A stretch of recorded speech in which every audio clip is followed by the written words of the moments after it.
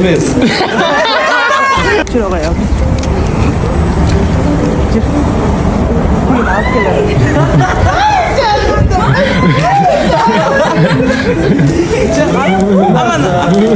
Bizim konsertimizge atayın. Ejekemiz ушинтип son күндөр менен келип биздин мекендештер ушинтип концерт коюп келип калыптыр депчи. Анан бул гүл сага эмес.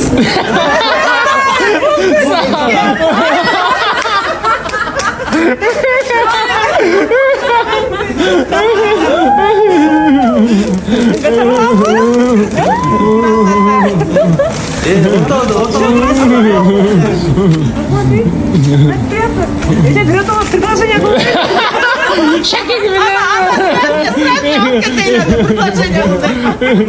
Gülnazı göz, Kuday Pürüs'te asıl aytıp ketip bilenme.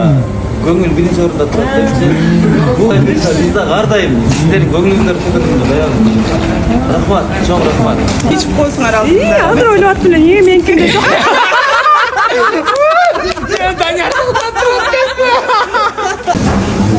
Керемет фильм.